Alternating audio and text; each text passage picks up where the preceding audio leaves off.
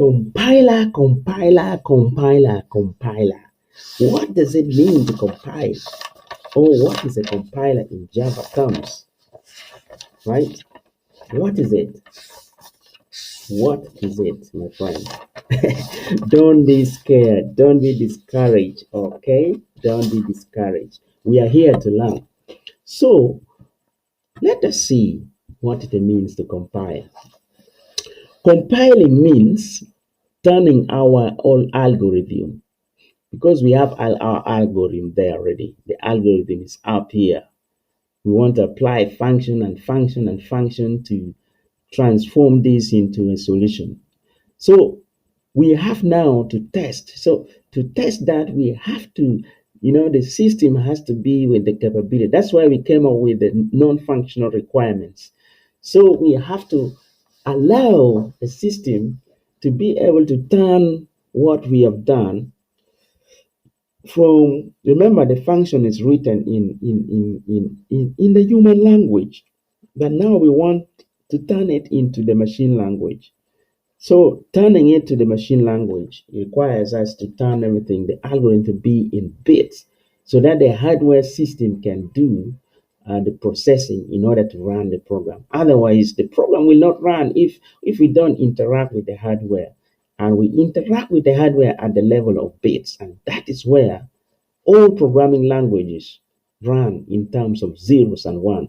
For example, the program we have written, it could be like 5 functions. Everything will be changed to bits, and bits will be 0, 1, 0, 1, the string of 0, 1, to represent a given set of instructions to the computer to accomplish the work. So compiling takes us all the way, is the beginning of going to the bit level. But compiling straight away will not go there. For example, with Java, when you compile, you generate another class file, which is called the bytecode. The bytecode is the numerical representation of our main program, but that will be the part that the computer actually, the part that makes Java actually portable, because it will contain the virtual machine. So when we have the bytecode, when you write Java program, you compile it, you will see another class file generated automatically. So you write the compiler, you compile using a Java compiler command, which is Java C, and then from there you do nothing. Other compilation within the system is none of your business now. Once you create the class file, that's it. You have created the virtual machine that will allow that application to run on any other platforms, and that's what makes Java a platform independent.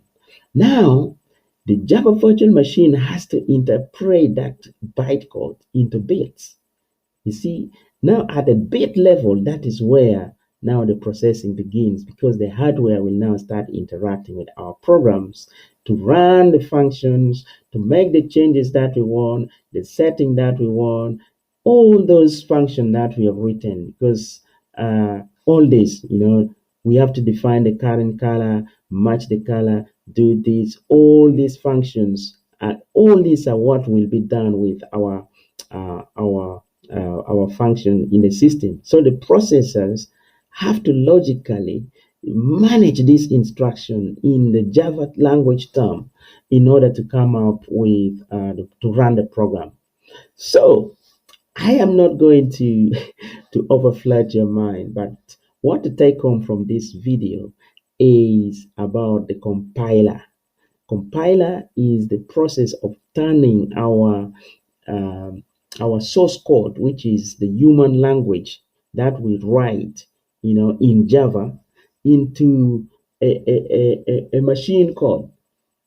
But before getting to the machine code, we turn it to a bytecode, which is between the source code and the machine code. And that bytecode in Java is the one that makes Java platform independent, because it allows you to go and run Java on any other platform. When I say other platforms, I mean any operating system, without recompiling it, because That bytecode contains what is called the virtual machine, which is used to convert those bytecodes into bits so that it can be run on any system out there. So, my friend, thank you for viewing. I hope this video has been informative. And what to take home is about the compiler, which converts the source code into the machine code. You know, but in Java, you can say into the bytecode, which is basically the virtual machine that will allow Java to be run on any other platform. So I'll see you in the next video where we're going to walk through this step by step. Thank you for viewing.